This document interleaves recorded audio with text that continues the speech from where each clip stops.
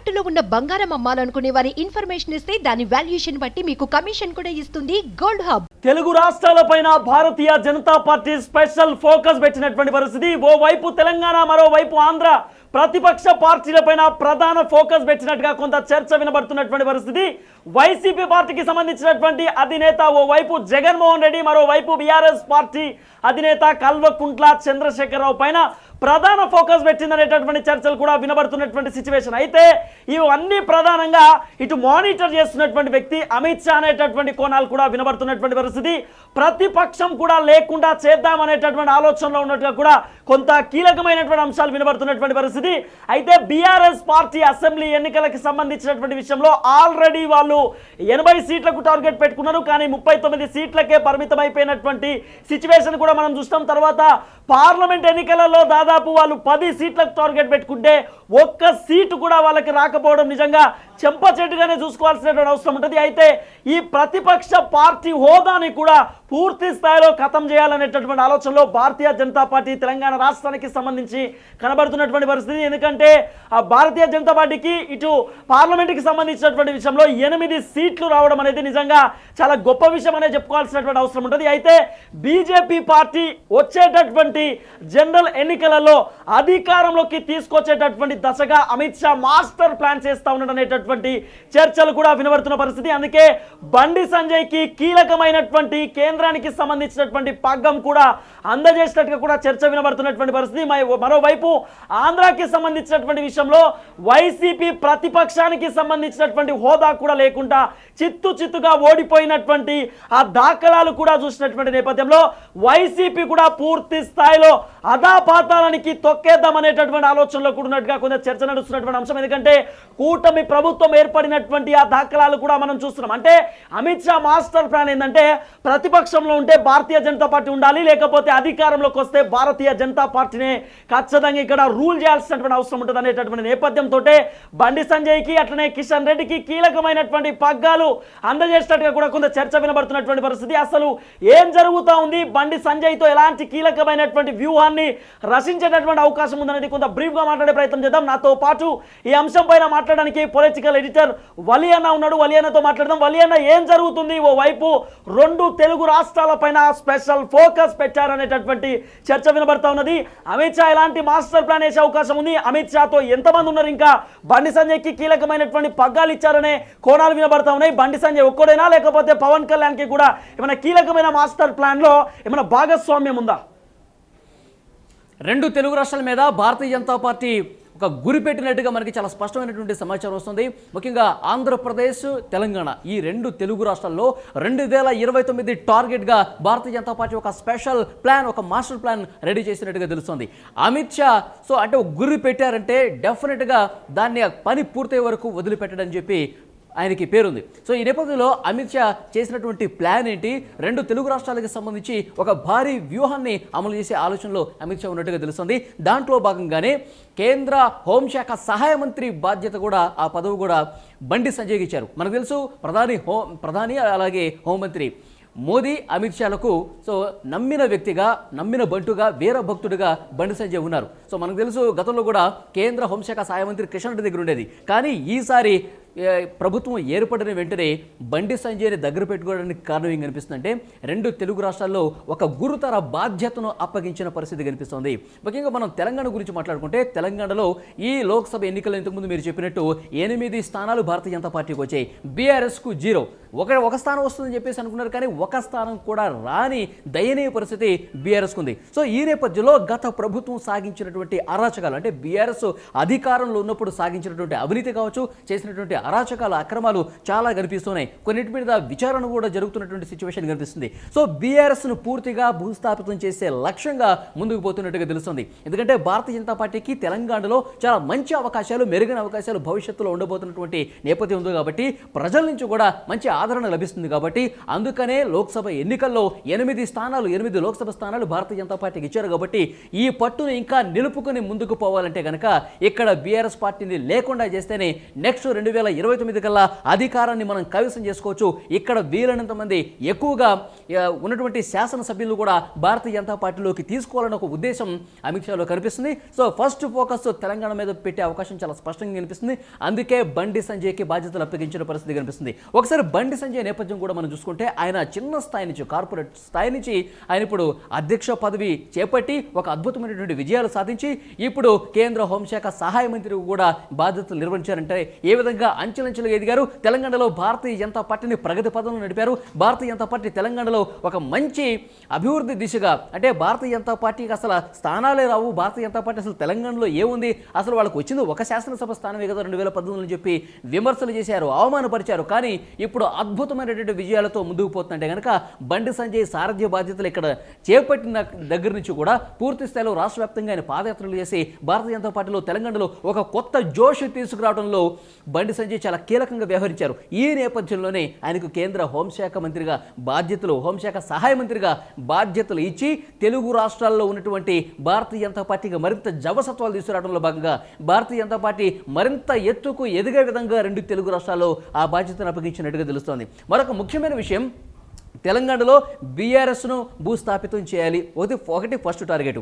అంటే 2 రకాల plans BRS మీద ప్రయోగం చేయబోతున్నట్టుగా తెలుస్తుంది. ఒకటి, ఆ పార్టీకి సంబంధించిన ఎమ్మెల్యేలు ఎవరైతే ఉన్నారో వాళ్ళని కాంగ్రెస్ పార్టీలోకి కాకుండా భారతీయ జనతా పార్టీ వైపు నడిపించే బాధ్యత బండి సంజయ్ తీసుకోబోతున్నట్టుగా తెలుస్తుంది. మనం చూసాం కాంగ్రెస్ పార్టీ తెలంగాణలో అధికారంలో వచ్చిన తర్వాత ఆ పార్టీకి సంబంధించిన మంత్రులు చాలామంది బహిరంగంగానే ప్రకటనలు చేశారు. బీఆర్ఎస్ పార్టీ నుంచి 30 మంది ఎమ్మెల్యేలు మాకు టచ్లో ఉన్నారు, 25 మంది టచ్లో ఉన్నారని చెప్పి చాలామంది మాట్లాడిన పరిస్థితి కనిపిస్తుంది. కానీ సో వాళ్ళందరూ కూడా కాంగ్రెస్ పార్టీలోకి పోకుండా భారతీయ జనతా పార్టీ వైపు టర్న్ చేసే విధంగా కీలక బాధ్యతలు బండి సంజయ్కి అప్పగించినట్టుగా తెలుస్తుంది. ఎంపీలు ఎలాగే లేరు, ఎమ్మెల్యేలు సగానికి పైగా ఎమ్మెల్యేలని భారతీయ జనతా పార్టీకి తీసుకురావాలి. సో క్షేత్రస్థాయిలో కూడా అన్ని జిల్లాల్లో కూడా భారతీయ జనతా పార్టీని మరింత బలోపేతం చేసి 2029 కల్లా భారతీయ జనతా పార్టీని తెలంగాణలో అధికారంలోకి తీసుకొచ్చే బాధ్యతను అమిత్ షా బండి సంజయ్కి అప్పగించినట్టుగా తెలుస్తుంది.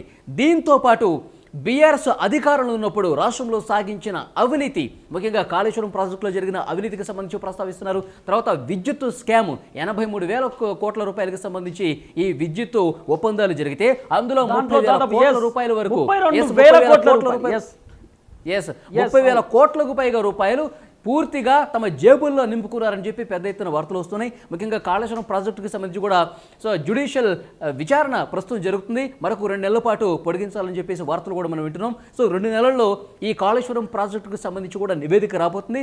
సో ఈ అన్ని అంశాలకు సంబంధించి ఇటు అవినీతికి సంబంధించిన అంశాలు కావచ్చు, అక్రమాలు చేసింది కావచ్చు, ముఖ్యంగా ఫోన్ ట్యాపింగ్ గురించి కూడా ఇక్కడ మనం మాట్లాడుకోవాలి తిరుపతి.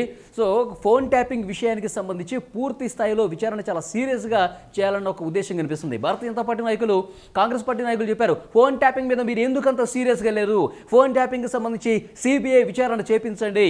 సో భారతీయ జనతా పార్టీ నాయకులు ఫోన్లు కూడా ట్యాపింగ్కు గురై మీరు కేసీఆర్తో కుమ్మక్కు అవుతున్నారన్న అనుమానం మాకుంది, సిబిఐతో విచారణ చేపించాలని చెప్పి పెద్ద ఎత్తున డిమాండ్ చేస్తున్న పరిస్థితి కనిపిస్తుంది. ఇప్పుడు ఎలాగైనా సరే సిబిఐ చేతికి చిక్కే విధంగా బండి సంజయ్ పావులు కదుపుతున్నట్టుగా తెలుస్తుంది. ఈ ఫోన్ ట్యాపింగ్ వ్యవహారం చాలా సీరియస్ వ్యవహారం కాబట్టి సిబిఐతో విచారణ జరిపించే విధంగా ఒక మాస్టర్ ప్లాన్ కూడా రెడీ చేసినట్టుగా తెలుస్తుంది. నిజంగా సిబిఐతో విచారణ జరిపిస్తే గనక తెలంగాణలో ఒక బ్లాస్టింగ్ న్యూస్ వచ్చే అవకాశం కనిపిస్తుంది. ఎందుకంటే భారతీయ జనతా పార్టీ నేతలు ఫోన్లు ట్యాప్ చేశారు, అలాగే అప్పుడు ప్రతిపక్షంగా ఉన్న కాంగ్రెస్ పార్టీ నాయకులు ఫోన్లు ట్యాప్ చేసి వాళ్ళ ఫ్యామిలీలో ఒక జొరబడి చాలా ఫోన్లు ట్యాప్ అయిన సమాచారం ఉంది కాబట్టి సో వాటన్నింటికి సంబంధించి నిజాలు వెలుగులోకి వస్తే సో కేసీఆర్ని ఒకవైపు కేటీఆర్ని అరెస్టు చేసి లోపలేసే పరిస్థితి కనిపిస్తుంది. అప్పుడు బీఆర్ఎస్ పూర్తిగా జీరో అయ్యే పరిస్థితి కనిపిస్తుంది. ఆ పార్టీకి సంబంధించిన ఎమ్మెల్యేలు కూడా భారతీయ జనతా పార్టీలోకి ఈజీగా లాక్కోవచ్చు అని చెప్పి ఒక వ్యూహాత్మకంగా అడుగులు వేస్తున్న పరిస్థితి కనిపిస్తుంది తెలంగాణలో. సో డెఫినెట్గా రాబోయే 2 సంవత్సరాల్లోనే బీఆర్ఎస్ ఖేల్ ఖతం కాబోతుంది. ఆ రకమైనటువంటి బాధ్యతలు బండి సంజయ్కి అప్పగించినట్టుగా తెలుస్తుంది. అమిత్ షా సో ఏదైనా సరే ఒక విషయాన్ని చాలా సీరియస్గా తీసుకున్నారంటే కనుక డెఫినెట్గా దాన్ని అమలు చేసే వరకు ఆయన నిద్రపోరు. సో తెలుగు రాష్ట్రాల మీద ఇంత ఫోకస్ పెట్టడానికి పెట్టడానికి కారణం ఏం కనిపిస్తుంది అంటే ఆయన ముందు కనిపించేది 2029 ఎలక్షన్స్లో భారతీయ జనతా పార్టీ రెండు తెలుగు రాష్ట్రాల్లో ఒక వెలిగే విధంగా ఆయన ప్రయత్నాలు ప్రారంభించినట్టుగా తెలుస్తుంది. అందుకే కేంద్ర హోంశాఖ సహాయ మంత్రిగా బండి సంజయ్ని పెట్టుకుంది కూడా, ఎందుకంటే ఆయనకి చాలా సీరియస్గా బాధ్యతలు అప్పగించాలి. తెలంగాణలో అసలు లేనటువంటి భారతీయ జనతా పార్టీని ఒక వేగవంతంగా ఆయన ముందుకు తీసుకునే పరిస్థితుల్లో ఉన్నారు. ఆయన యాత్రలు చేశారు. సో ఆయన ప్రసంగాలు మనం చూసాము. భారతీయ జనతా పార్టీకి ఒక జోష్ తెలంగాణలో వచ్చిందంటే బండి సంజయ్ కారణం కాబట్టి ఆయన ఆంధ్రాకి సంబంధించిన విషయంలో కూడా అమిత్ షా దూసుకోపోతున్నారనేటటువంటి చర్చలు వినబడుతున్న పరిస్థితి. ఆంధ్రాకి సంబంధించిన విషయంలో కూడా బండి సంజయ్ ఏమైనా కీలకమైనటువంటి అంశాలలో పాల్గొనే అవకాశం ఉండొచ్చా? ఎందుకంటే అక్కడ వైసీపీ ప్రతిపక్ష పాత్రని కూడా కోల్పోయినటువంటి దాఖలాలు కూడా మనం పూర్తి స్థాయిలో చూసినాం. అవును, ఆంధ్రప్రదేశ్లో వైఎస్ఆర్ కాంగ్రెస్ పార్టీ ఘోర పరాజయం పొందింది. కేవలం 11 స్థానాలకే పరిమితమైన పరిస్థితి ఉంది. సో 151 స్థానాలతో 2019వ సంవత్సరంలో అద్భుతమైన విజయం సాధించిన వైసీపీ అధినేత జగన్మోహన్ రెడ్డి గారు కేవలం 11 స్థానాలు సంపాదించారంటే కనుక ప్రజల్లో ఎలాంటి వ్యతిరేకత ఉంది, సో ప్రజల్లో ఎలాంటి భావం ఆ పార్టీ పట్ల ఉంది, అంత వ్యతిరేకత ఎందుకు ఉంది అని చెప్పి పెద్ద ఎత్తున ఇప్పుడు ప్రస్తుతం ఆయన పోస్ట్ మార్టం చేసే కార్యక్రమంలో ఉన్నారు. సో పార్టీకి సంబంధించిన నాయకులతో మాట్లాడుతున్నారు. పార్టీకి సంబంధించిన ఎమ్మెల్సీలని పిలిపించుకొని వాళ్ళు చేజారిపోకుండా చూసుకునే ప్రయత్నం చేస్తున్నారు. సో వైఎస్ఆర్ కాంగ్రెస్ పార్టీ పూర్తిగా భూస్థాపితం కాబోతోంది. ఎందుకంటే ఆ పార్టీ కొద్దో గొప్ప ఉన్నటువంటి ఎమ్మెల్యేలు కూడా చేజారిపోయే అవకాశం కనిపిస్తుంది. సో ఈ నేపథ్యంలోనే సో జగన్మోహన్ రెడ్డి గారి పార్టీకి సంబంధించి సో పూర్తిగా డీలా పడ్డటువంటి ఈ పరిస్థితిని మనం క్యాష్ చేసుకోవాలి. 2029వ సంవత్సరంలో కూడా కూటమే అధికారంలో రావాలి. అప్పుడు భారతీయ జనతా పార్టీ మరింత ఎక్కువ స్థానాలు సంపాదించుకొని కూటమికి సంబంధించి విజయావకాశాలు మరింత మెరుగుపరుచుకునే దాంట్లో భాగంగా, అలాగే భారతీయ జనతా పార్టీ కూడా ఎక్కువగా ఎదిగే దాంట్లో భాగంగా సో వ్యూహాత్మకంగా అడుగులు వేయాలంటే కనుక బండి సంజయ్ కూడా ఆంధ్రప్రదేశ్ బాధ్యతలు అప్పగించినట్టుగా తెలుస్తుంది. సో వైసీపీని పూర్తిగా ఖాళీ చేయాలి. సో వైసీపీ అధినేత జగన్మోహన్ రెడ్డికి సంబంధించిన కేసులు కూడా ఉన్నాయి. ఇక్కడ తెలంగాణలో కేసీఆర్కి కేటీఆర్కి సంబంధించి ఏ విధంగా అయితే కేసులు ఉన్నాయో, వాళ్ళ అధికారంలో ఉన్నప్పుడు చేసిన అవినీతి అరాచకాలకు సంబంధించి కేసులు ఏవైతే ఉన్నాయో సో వాటిని తెలంగాణలో సో వేగవంతం చేయడంతో పాటు ఆంధ్రప్రదేశ్లో కూడా వైఎస్ జగన్మోహన్ రెడ్డికి సంబంధించిన కేసులు ఏవైతే ఉన్నాయో, జగన్మోహన్ రెడ్డి అక్రమస్తుల కేసుకు సంబంధించి ఆయన 10 సంవత్సరాలుగా బయటే ఉన్నారు, బెయిల్ మీద బయట ఉన్నారు. అక్రమస్తుల కేసు పూర్తిగా చాలా నత్తనడకన సాగుతున్నటువంటి ఈ పరిస్థితుల్లో దాన్ని వేగవంతం చేసే బాధ్యత కూడా తీసుకునే అవకాశం కనిపిస్తుంది. ఎందుకంటే సిబిఐ చాలా స్పష్టంగా ఒక పిటిషన్ వేసింది. జగన్మోహన్ రెడ్డి గారు విదేశాలకు వెళ్ళే టైంలో అతను కనుక విదేశాలకు వెళితే విచారణ మరింత ఆలస్యం అయ్యే అవకాశం కనిపిస్తుంది, మేము దాన్ని వేగంగా ముందుకు తీసుకువెళ్ళాలని చెప్పేసి సిబిఐ ఆల్రెడీ కౌంటర్ పిటిషన్ వేసిన పరిస్థితి ఉంది జగన్మోహన్ రెడ్డి విదేశాలకు వెళ్ళేటప్పుడు. సో డెఫినెట్గా మరొకసారి వేగవంతం చేయడానికి ఈ అక్రమస్తుల కేసు కావచ్చు, ముఖ్యంగా వైఎస్ వివేకానంద రెడ్డి హత్య కేసుకు సంబంధించి కూడా ఆ ఫైల్ కూడా చాలా వేగంగా ముందుకు పోయే పరిస్థితి కనిపిస్తుంది. అవినాష్ రెడ్డి అరెస్ట్ అయితే గనక ఆ తర్వాత అరెస్ట్ అయ్యేది, ఆ తర్వాత విచారణకు హాజరు కావాల్సిన పరిస్థితి ఏర్పడేది వైఎస్ భారతిరెడ్డి అలాగే వైఎస్ జగన్మోహన్ రెడ్డి. ఎందుకంటే అర్ధరాత్రి సమయంలో వైఎస్ అవినాష్ రెడ్డి ఇంటి దగ్గర నుంచి వచ్చిన ఫోన్ కాల్స్, జగన్మోహన్ రెడ్డికి ఫోన్ కాల్స్ వచ్చినాయి, అలాగే వైఎస్ భారతికి కూడా వాళ్ళిద్దరూ మాట్లాడారు. వైఎస్ వివేకానంద రెడ్డి హత్య కేసు ముందు వాళ్ళకి తెలుసు. ఈ విషయం చాలా స్పష్టంగా ప్రచారం జరిగిన పరిస్థితి. YS Sunitha Reddy power point presentation కూడా ఇచ్చారు. ఈ హత్య కేసుకు సంబంధించి టెక్నికల్ ఎవిడెన్స్ కూడా ఆమె పవర్ పాయింట్ ప్రజెంటేషన్ ద్వారా ఇచ్చినటువంటి పరిస్థితి. ఒకవైపు వీళ్ళ సహకారం ఉండటంతో పాటు మరొక ముఖ్యమైన విషయం వైఎస్ అవినాష్ రెడ్డికి సో పూర్తిగా సహకారం అందిస్తున్నారు, నిందితుడికి సహకారం అందిస్తున్నారని చెప్పి పెద్ద ఎత్తున బలమైన ప్రచారం ఉంది. ఇప్పుడు సిబిఐ గనక వివేకానంద రెడ్డి హత్య కేసును కూడా చాలా ఫాస్ట్గా ముందుకు తీసుకెళ్తే గనక దానికి కూడా బాధ్యత వహించాల్సి ఉంటుంది మాజీ ముఖ్యమంత్రి వైఎస్ జగన్మోహన్ రెడ్డి దంపతులు. సో ఇది కూడా చాలా సీరియస్గా ముందుకు పోవాలంటే కనుక కేంద్ర హోంశాఖ సహాయ మంత్రిగా ఉన్నటువంటి బండి సంజయ్ చాలా సీరియస్గా దీన్ని ముందుకు తీసుకెళ్లే అవకాశం కనిపిస్తుంది. సో ఇట్లా ఇప్పుడు రాష్ట్రంలో కూడా చాలా అరాచకాలు జరిగినాయి. తిరుపతి రాష్ట్ర ప్రభుత్వం అంటే వైసీపీ ప్రభుత్వం ఉన్నప్పుడు మద్యం కేసు కావచ్చు, తర్వాత మద్యం కేసుతో పాటు ఇక్కడ ఫోన్ ట్యాపింగ్ జరిగింది. తెలంగాణలో జరిగినట్లుగా ఆంధ్రప్రదేశ్లో కూడా ఫోన్ ట్యాపింగ్ జరిగిందన్న అనుమానం ఉందని చెప్పి ఆ పార్టీకి సంబంధించినటువంటి అంటే తెలుగుదేశం పార్టీకి సంబంధించినటువంటి ఒక ముఖ్య నాయకుడు సో ఆయన కూడా కంప్లైంట్ చేసిన పరిస్థితి ఉంది, మనం చూసాం. సో తెలంగాణలో జరిగిన వ్యవహారమే ఆంధ్రప్రదేశ్లో జరిగింది. తెలంగాణలో ఫోన్ ట్యాపింగ్ చేయడానికి కొన్ని ముఖ్యమైన పరికరాలు ఇజ్రాయెల్ నుంచి తెప్పించారు కదా, అట్లాగే ఆంధ్రప్రదేశ్లో కూడా తెప్పించారు. ఇటు కేసీఆర్ ఇటు జగన్మోహన్ రెడ్డి కలిసే ఫోన్ ట్యాపింగ్ చేశారు, ప్రతిపక్షాలను ఇబ్బంది పెట్టే కార్యక్రమం చేశారని చెప్పి మా దగ్గర కొన్ని ఆధారాలు కూడా ఉన్నాయని చెప్పి ఆయన కంప్లైంట్ చేసిన పరిస్థితి కనిపిస్తుంది. తెలుగుదేశం పార్టీకి సంబంధించిన ఒక సీనియర్ నాయకుడు డొక్కా మాణిక్యవర ప్రసాద్ పేరు ఇప్పుడు గుర్తొచ్చింది. సో అతను కంప్లైంట్ చేసిన పరిస్థితి ఉంది. సో డెఫినెట్గా ఇలాంటి కేసులు చాలా ఉన్నాయి. విశాఖలో భూ కుంభకోణం కేసు ఉంది. సో ఈ కేసులన్నింటికి సంబంధించి విచారణ చాలా వరకు సిబిఐతో చేపించాలని ఒక డిమాండ్ కూడా వినిపిస్తూ ఉంది. సో ఒకవేళ సిబిఐ చేతికి వెళ్తే కనుక కేంద్ర హోంశాఖ చాలా సీరియస్గా ఉండే అవకాశం ఉంది. కాబట్టి హోంశాఖలో కీలక పాత్ర పోషించేటువంటి హోంశాఖ సహాయ మంత్రిగా బండి సంజయ్ ఉన్న నేపథ్యంలో ఈ తెలుగు రాష్ట్రాలకు సంబంధించిన బాధ్యతలు బండి సంజయ్ అప్పగించే అవకాశం చాలా స్పష్టంగా కనిపిస్తుంది. బండి సంజయ్ మీరు డైరెక్షన్ చేయండి. సో ఈ కేసుల్లో ఉన్నటువంటి నిజానిజాలు వెలికి తీసి వాస్తవాలు బయటకు తీసి అసలు నిందితులు ఎవరు ఉన్నారో వాళ్ళని లోపలి వేయాల్సిన బాధ్యత మీరే తీసుకోండి. ఇట్లా చట్టబద్ధంగా నిర్వహించే పనులకు సంబంధించి దీంతో పాటు పార్టీ పరంగా మన భారతీయ జనతా పార్టీకి లబ్ధి కలిగించే విధంగా, భారతీయ జనతా పార్టీ పుంజుకునే విధంగా, భారతీయ జనతా పార్టీ బలోపేతం అయ్యే బాధ్యతలు కూడా రెండు తెలుగు రాష్ట్రాల్లో మీరే తీసుకోండి అని చెప్పి బండి సంజయ్తో ముందుగానే మాట్లాడి వారికి హోంశాఖ సహాయ మంత్రి పదవి కూడా ఇచ్చినట్టుగా మనకు అర్థమవుతున్నటువంటి సమాచారం. సో భవిష్యత్తు భారతీయ జనతా పార్టీకి చాలా మెరుగైనటువంటి అవకాశాలు ఉండే అవకాశం దీన్ని బట్టి మనకు అర్థమవుతుంది. తిరుపతి రెండు తెలుగు రాష్ట్రాల్లో ఇటు ఆంధ్రప్రదేశ్లో తెలంగాణలో రాబోయే 2 సంవత్సరాల్లోనే భవిష్యత్తులోనే ఒక అద్భుతమైనటువంటి ఒక ప్లాట్ఫామ్ బిల్డ్ చేసుకునే యోచనలో సో కేంద్ర భారతీయ జనతా పార్టీ నాయకత్వం ఉన్నట్టుగా మనకు స్పష్టంగా సమాచారం వస్తుంది. Tirupati. Yes, thank you so much Valiyana. So ఇది వలియనా చెప్తున్నటువంటి క్లియర్ కట్ అనాలిసిస్. మొత్తానికి భారతీయ జనతా పార్టీ 2 తెలుగు రాష్ట్రాలపైన ప్రధాన ఫోకస్ పెట్టిన పరిస్థితి. బండి సంజయ్తో అనేకమైనటువంటి కీలకమైన వ్యూహాలను రచిద్దామనేటటువంటి ఆలోచనలో ఉన్నట్టుగా కూడా కొంత చర్చ నడుస్తున్నటువంటి పరిస్థితి.